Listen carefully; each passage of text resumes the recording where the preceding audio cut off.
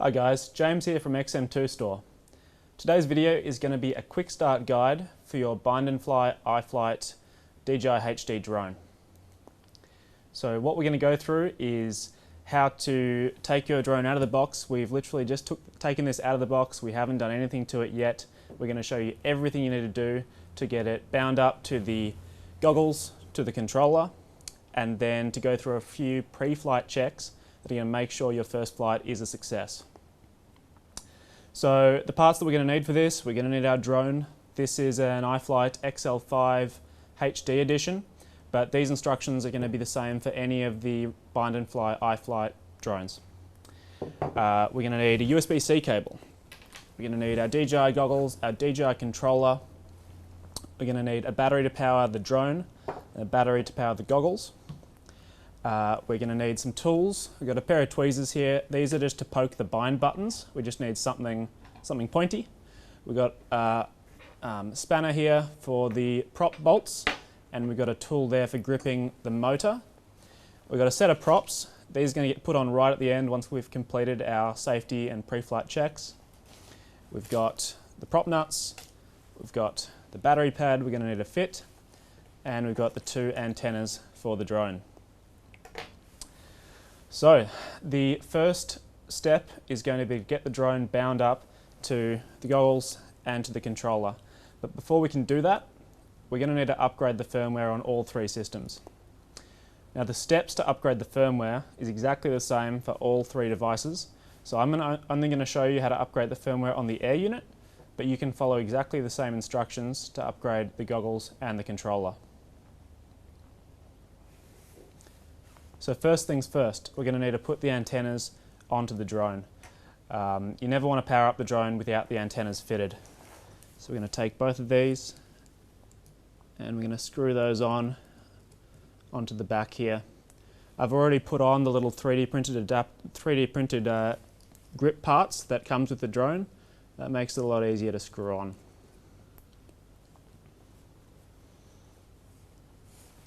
Okay, there we go, we've got our two antennas on there. And now we're going to go and look at a program called DJI Assistant 2 for DJI FPV system. If you don't have that, you can find that by going to the DJI website for the FPV system, and it'll be in the download section.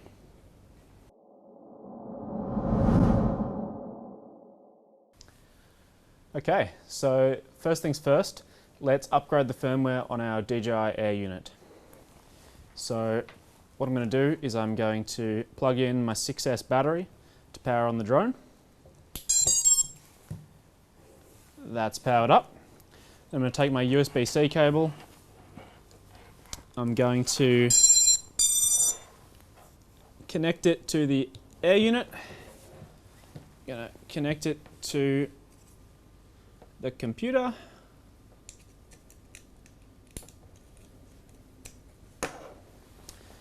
And then we're going to go over to our computer and we're going to open up DJI Assistant 2 for DJI FPV system.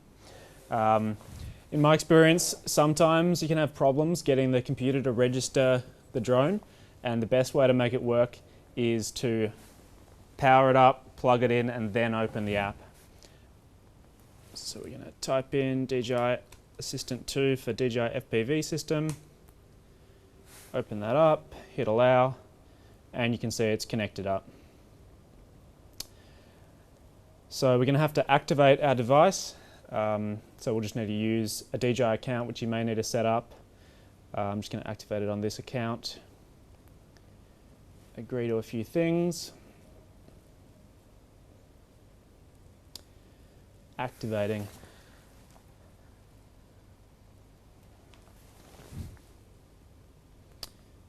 Going to skip the survey, and it should pop up with a list of firmwares, and it's just going to pop up this box offering you the latest firmware, which has a lot of improvements. So we're going to hit confirm, and this is going to take a little while, up to like 10-15 minutes even sometimes, so don't be concerned.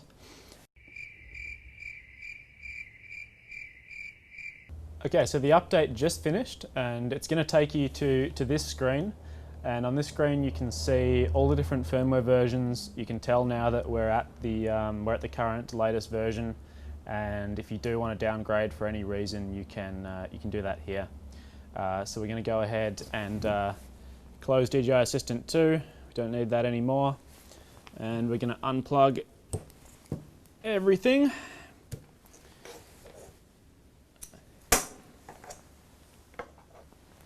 Alrighty, so next up is we're going to try and get the drone air unit paired up to the goggles and to the controller so that we can see the picture and we can control the drone. So the process for doing that is we're going to need something pointy to press the bind button, which is on this side of the air unit. So I'm just using a pair of tweezers, but a toothpick, anything like that is going to be fine. We're going to need our 4S battery to power the goggles up, and we are going to need our battery again to power the drone.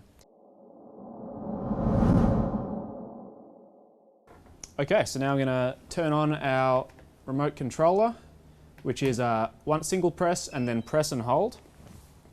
We're going to turn on our goggles, just plug in the XT60 to our 4S battery, and we're going to connect our drone to the 6-cell LiPo. And then we are just going to give everything 10-15 seconds just to boot up. So, especially with the goggles take a bit to boot up, so just wait till you can see the screen which says, no image transmission, and you see the DJI logo. So, firstly we're going to look here at the side of the air unit, and you're going to see that there's a green light there. So that's going to indicate the air unit's booted up and we're ready to start this procedure. So we're going to take our pointy object and we're going to press the button which is recessed near that LED, and we're only going to have to press it once, and then the light on the side of the air unit is going to go red. That's how we know that it's in bind mode and ready to go. So then we're going to grab our goggles, and the procedure for the goggles is pretty much the same.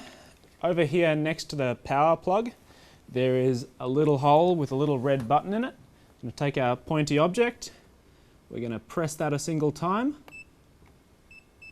The goggles have started beeping, and then they stopped beeping, and then the light on the air unit has gone green, and we've got a video feed. So everything's worked. The goggles are now bound to the air unit and to the drone.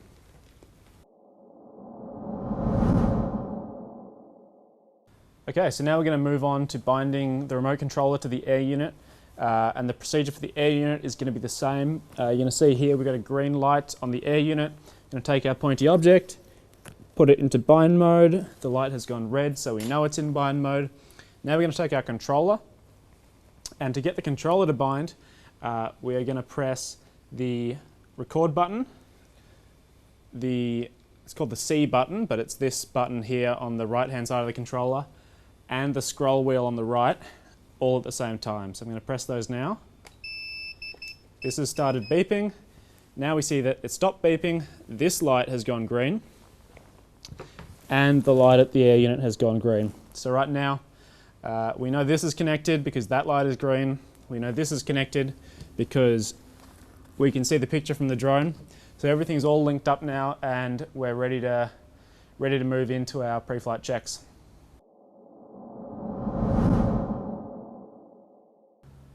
Okay, so next up we are going to connect our drone to the computer, and we're going to make sure that our configuration with the remote controller is correct. So we're going to make sure our sticks go the right way, we're going to make sure our switches do the right thing, and that our fail-safe's configured properly. So to do this, we're going to turn on the controller again. We are going to turn on the drone with the battery.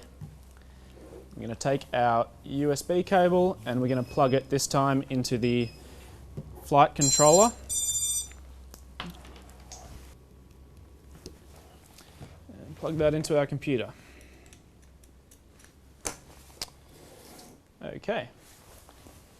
Now, over in Betaflight over here, usually if you've got Betaflight installed, it'll just automatically connect when you plug it in. If it doesn't, up here on a Mac, you've got this drop down. it'll be something called like USB modem or USB serial. If you're on a Windows computer, usually only one thing will pop up there, and you could just select that and hit connect. And now you're in here in Betaflight. So the first thing that we're going to check is that our modes are correct. So there's a couple of modes we're going to have to look at. So we'll go to the modes tab down here, and we are going to look at our arming and our flight modes. So the first thing is arming. So when it's connected to the computer, it's never going to arm, so you don't have to worry about that, but you're always going to have your props off for this anyway as an extra layer of safety. So we're just going to flick switches and work out what does what. So that does nothing, that does nothing. That one there is the one that's doing the arming.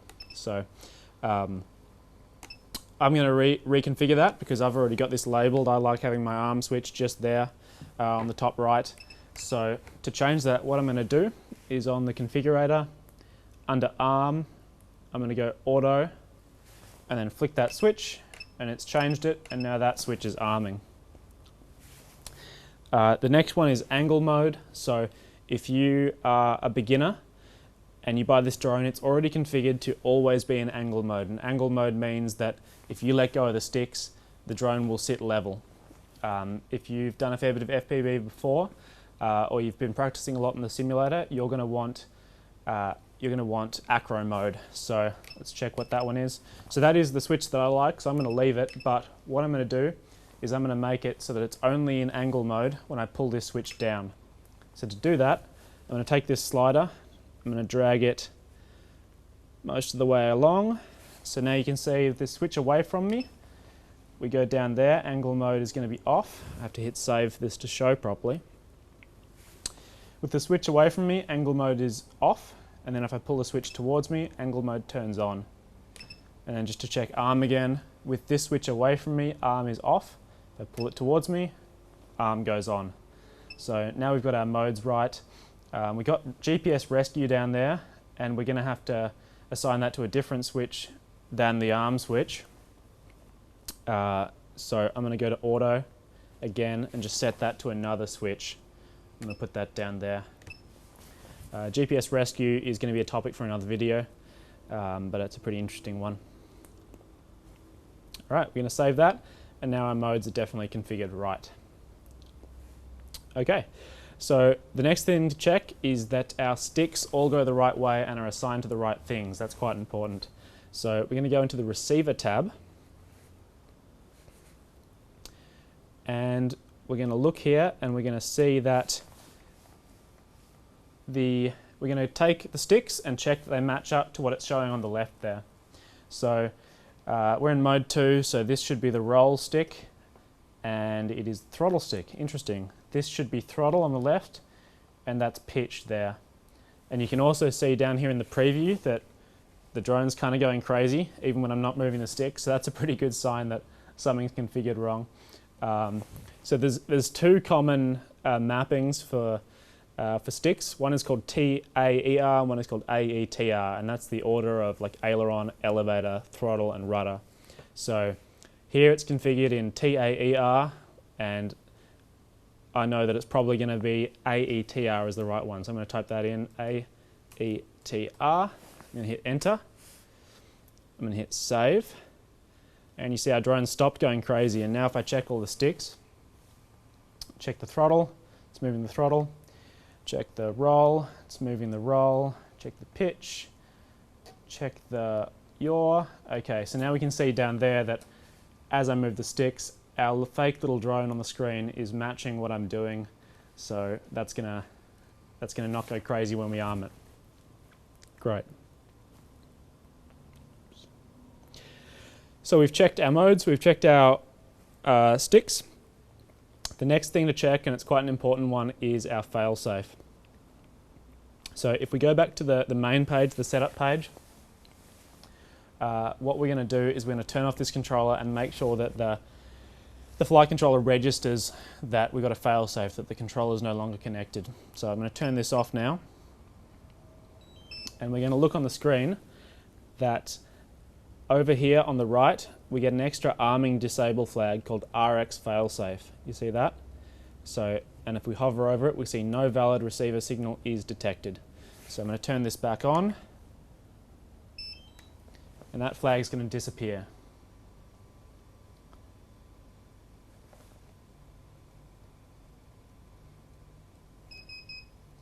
There we go. Oh, not yet, still there. Now it's gone. So that's a really important step, because if you fly out of range of the controller, the flight controller needs to know that that's happened so it can respond accordingly. And then that brings us up to the next one, which is, what is the failsafe going to do?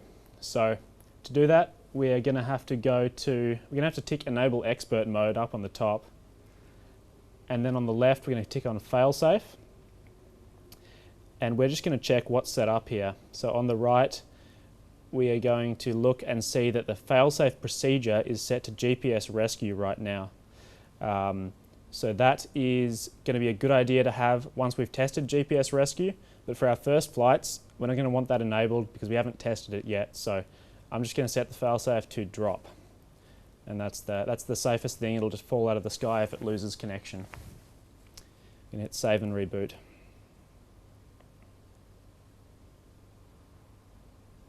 And then we're going to have to connect again. Oh, the drone's still rebooting. It should connect once it's rebooted. Great, okay. So with that all done, the next thing, we've done our check of the transmitter and how that all works. The next thing we're going to want to check is the motors, that they're spinning the right direction and they match up with the configuration of the flight controller. So in the configuration tab, you can see on the left here that that picture shows which way the motors should be spinning. So the front two motors should be spinning out, the back two motors should be spinning in. So now that we've checked that, we're going to go down to the motors tab and we're going to manually spin the motors to make sure that that's right. So again, the prop should be off for this step. You never want to spin the motors on the bench with the props on. So we have to tick this box on the right saying, I understand the risks. And then we take this master slider and we drag it slowly up until the motors just start to spin. Sweet. Now all the motors are spinning, and I'm just going to be careful about this, but I'm just going to use my finger to feel which way the motors are spinning. So that one's going out, that one's going out, that one's going in, that one's going in. Sweet. So they're all spinning the right direction. I can turn that off now. That's almost always going to be right on a bind and fly quad, but if you've replaced a motor, that's a check you're going to want to do before you take off. Now we can disconnect from the drone, and that's all the checks we need to do in the software. We can unplug the battery now. We can unplug it from the computer. And our software, our radio is all fully configured. The next thing that we're going to do is set up the drone for flying. We're going to install the battery pad and we're going to install the propellers, making sure to put them in the right orientation.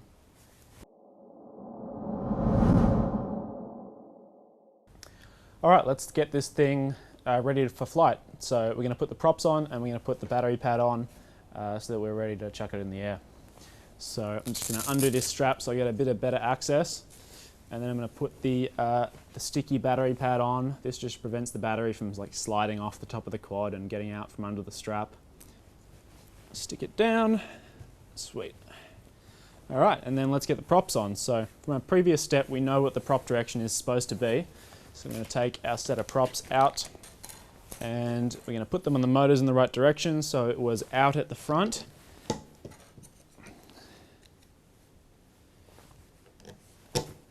And in at the back. Out at the front, in at the back. Sweet. And then we're going to get our bag of prop nuts. Pull those out.